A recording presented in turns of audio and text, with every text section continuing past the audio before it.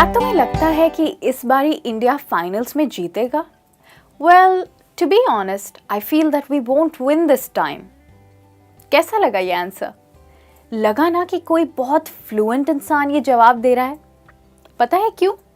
वो इसलिए क्योंकि हमने इसमें सेंटेंस की शुरुआत में टू बी ऑनेस्ट यूज़ किया है।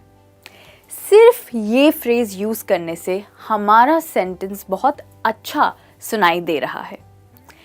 ऐसे ही और कुछ फ्रेजेस आज मैं आपको सिखाऊंगी, जिन्हें यूज़ करके अगर आप अपना सेंटेंस स्टार्ट करेंगे तो आप भी बहुत फ्लुएंट साउंड करेंगे। तो इसके लिए आपको मेरे साथ ये पूरा लेसन देखना होगा लर्निंग इंग्लिश थ्रू हिंदी पर, क्योंकि आज के लेसन में हम सीखेंगे अपने इंग्लिश सेंटेंसेस को अच्छे से स्टार्ट करना। तो देखते रहिए मेरे साथ। मेरा नाम है मिशेल। तो आज का पहला सेंटेंस स्टार्टर है वेल स्पीकिंग ऑफ, जिसका मतलब है इसकी बात हो रही है। तो इस सेंटेंस को आप किसी भी सवाल का जवाब देने के लिए यूज कर सकते हैं, जैसे कि क्या तुम मुझे बता सकते हो कि हम किस समय आज डिनर पर जाएंगे? Can you tell me what time do we have to go for dinner tonight? अगर डिनर की बात करें तो मुझे नहीं लगता मैं आज तुम्हारे साथ आ पाऊंगा। Well, speaking of dinner, I don't think I will be able to join you tonight. तो इस तरीके से आपने वेल स्पीकिंग ऑफ को यूज किया है। आइए अब नेक्स्ट देखते हैं। व्हेन इट कम्स टू, इसका मतलब होता है जब उसकी बात आती है। यह फ्रेज पिछली फ्रेज स्पीकिंग ऑफ की जगह इस्तेमाल हो सकती है सवालों का जवाब देने के लिए और सेंटेंस की शुरुआत में एक पंच देने के लिए। वेल, जब भी मिलने की बात आती है तो तुम मना कर देते हो। Well, when it comes to meeting me you always say no. Great. ये एक और तरीका है अपने सेंटेंस को एक अच्छा स्टार्ट देने का। थर्ड तरीका होगा वेल टू बी ऑनेस्ट, अगर मैं सच कहूँ तो। ये फ्रेज आप तब यूज करेंगे जब आप किसी को कोई आश्चर्यचकित करने वाली बात बताने वाले हैं। तो अगर आप कुछ सरप्राइजिंग कहने वाले हैं तब आप इस फ्रेज का और इस सेंटेंस स्टार्टर का इस्तेमाल करेंगे। Well to be honest. Okay, इसका एक एग्जाम्पल देखते हैं। क्या तुमने अभी तक अपना होमवर्क किया है? Have you done your homework yet? अगर मैं सच कहूँ तो मेरे पास टाइम नहीं था। Well, to be honest, I didn't have the time. तो इस तरीके से आप वेल टू बी ऑनेस्ट को यूज करेंगे। अब आगे बढ़ते हैं। हम इसका एक और एग्जाम्पल देखेंगे। क्या तुम मुझे बता सकते हो कि सैलरी तुम्हारे बैंक अकाउंट में ट्रांसफर हुई है कि नहीं? Can you tell me if the salary has been transferred into your bank account? अगर मैं सच कहूँ तो मैंने अभी तक अपना बैंक अकाउंट चेक ही नहीं किया। Well to be honest, I have checked my bank account yet. Great. तो इस तरीके से आप टू बी ऑनेस्ट को यूज करेंगे सेंटेंस की शुरुआत में। Now let's see our next phrase. Well frankly speaking, अगर मैं दिल खोल के कहूँ तो। इस सेंटेंस स्टार्टर को आप तब यूज करेंगे जब आप अपने किसी दोस्त से बात कर रहे हैं और बिना किसी शर्मिंदगी के उन्हें कुछ बताना चाहते हैं। फॉर एग्जाम्पल, क्या तुम आशिमा को पसंद करते हो? Do you like Ashima? अगर मैं दिल खोल कर कहूँ तो मैं तुम्हें पसंद करता हूँ। Well frankly speaking, I like you. एक और एग्जाम्पल देखते हैं। अगर मैं दिल खोल कर कहूँ तो मुझे मूवीज देखना पसंद नहीं है। Well frankly speaking, I don't like to watch movies. Great. हमारा नेक्स्ट फ्रेज है as a matter of fact. Hindi में हम इसे कहेंगे असल में। इसका एक एग्जाम्पल देखते हैं। एग्जाम कैसा था? How was the exam? असल में एग्जाम काफी इजी था। As a matter of fact, it was very easy. The next phrase is as you may already know. जैसे तुम्हें पहले ही पता होगा. For example, ईशा तुम्हारी इस हफ्ते मंडे को छुट्टी क्यों है? Isha, why do you have a holiday this Monday? Well, जैसे तुम्हें पता ही होगा ट्यूसडे को गांधी जयंती है, तो इसलिए हमें मंडे को भी छुट्टी दे दी गई है. Well, as you may already know, Tuesday is Gandhi Jayanti, so they have also given us a holiday on Monday. तो मतलब आपको उम्मीद है कि जिनसे आप बात कर रहे हैं उन्हें ये बात ऑलरेडी पता है.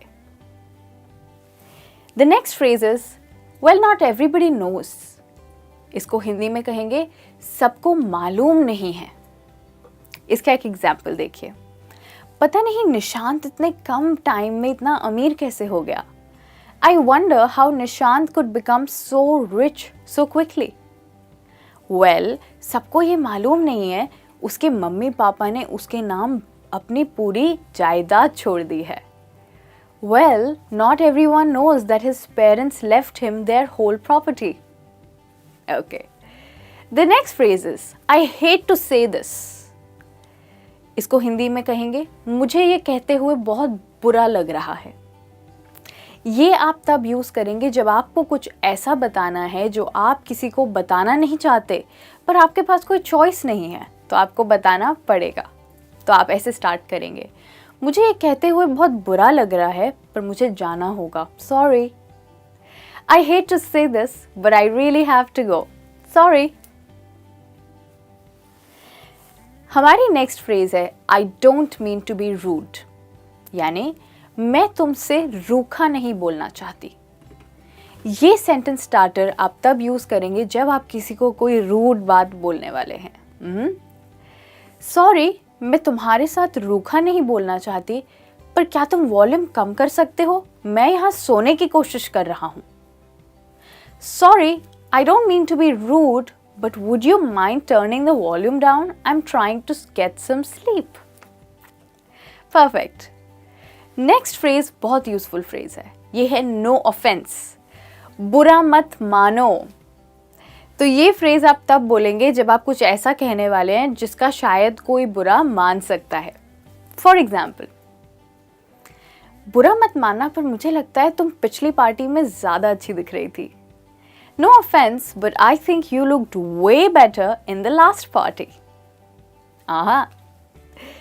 Okay, the next phrase is with all due respect, यानी पूरे सम्मान के साथ. ये आप तब बोलेंगे जब आप अपने उम्र से बड़े या पोजीशन में बड़े व्यक्ति को अपनी कोई कंप्लेंट बताने जा रहे हैं. इसका एग्जाम्पल सुनिए. पूरे सम्मान के साथ मैं आपको बताना चाहती हूँ कि आप आज मीटिंग में आना भूल गए थे. With all due respect, I want to tell you that you forgot to come for the meeting today. Okay.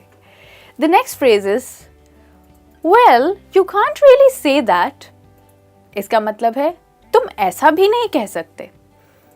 ये आप तब यूज करेंगे जब आप किसी की बात को मान रहे हैं पर पूरी तरह सहमत नहीं हैं. फॉर एग्जाम्पल, उसकी ड्रेस कितनी गंदी लग रही है. Her dress looks so ugly.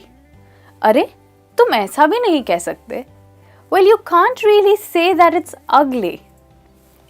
तो यही सेंटेंस आपने छोटे से सेंटेंस को बहुत अच्छे तरीके से बोला है. Next is, well, as far as I know. जहां तक कि मुझे पता है. ये आप तब बोलेंगे जब आपको श्योर नहीं है जो आप बोल रहे हैं वो सही है कि नहीं. तो आप कहेंगे, एक्सक्यूज मी, क्या तुम मुझे बता सकती हो कि शिमला की बस आज कितने बजे निकलेगी? Excuse me, can you tell me what time does the Shimla bus leave today? जहाँ तक मुझे पता है 8 बजे. Well, as far as I know at 8 o'clock. The next phrase is according to me. इसका मतलब होता है मेरे हिसाब से. हो सकता है इसे आप ऑलरेडी यूज करते हो, बट नो प्रॉब्लम, हम आज इसे फिर से रिवाइज कर लेते हैं. इसका एक एग्जाम्पल देखते हैं. क्या तुम्हें लगता है मुझे अमीश के साथ डेट पर जाना चाहिए? Do you think I should go on a date with Amish? मेरे हिसाब से तुम्हें उसके साथ नहीं जाना चाहिए. According to me you should not go out with him. Perfect. और अब है हमारा आज का लास्ट सेंटेंस स्टार्टर, और ये है well if I am not mistaken. इसकी हिंदी में ट्रांसलेशन है अगर मुझे कोई गलती नहीं लगी तो। इसको आप तब यूज़ करेंगे जब आपको लगता है आप जो कह रहे हैं वह गलत भी हो सकता है। फॉर एग्जाम्पल, तो फिल्म आज कितने बजे शुरू हो रही है? So what time does the film start? Well, अगर मुझे कोई गलती नहीं लगी तो 5 बजे शुरू होगी। Well, if I am not mistaken it starts at 5। Perfect. Thank you so much guys for watching this lesson मेरे साथ अंत तक। आई होप आपने आज कुछ यूजफुल सेंटेंस स्टार्टर्स सीखे हैं और इनको यूज़ करके अब आप भी बहुत फ्लुएंट साउंड करेंगे, क्योंकि ये बहुत अच्छा तरीका है अपने सेंटेंस को स्टार्ट करने का। तो प्लीज़ इन्हें यूज़ कीजिएगा, चाहे सही बोलिए चाहे गलत बोलिए। Don't stop speaking English. All the best. Come back for more lessons with me. See you very soon. Bye bye.